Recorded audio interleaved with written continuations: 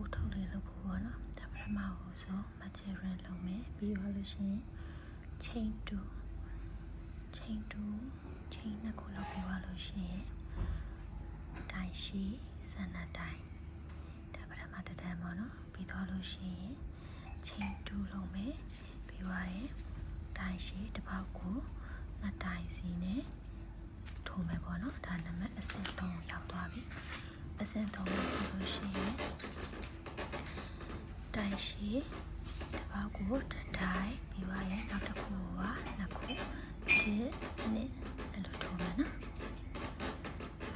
ချီလေးကိုဆက်လိုက်မယ်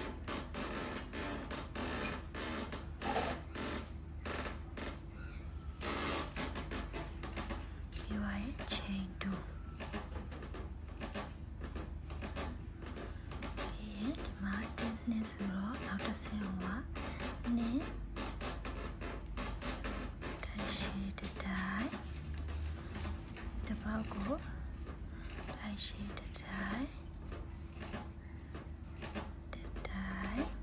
တစ်နောက်တစ်ခုမှနှစ်တိုင်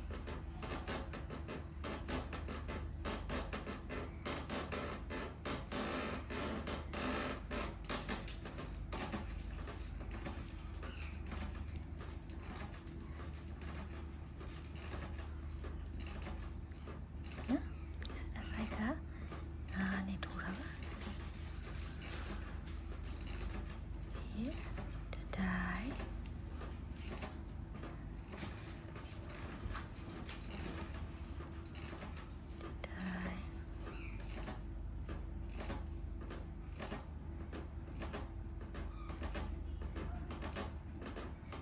နှစ်တိုင်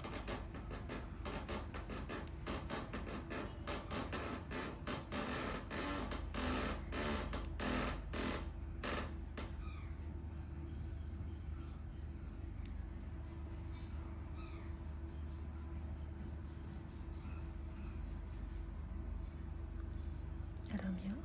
ဒီတစ်ဝိုက်လုံး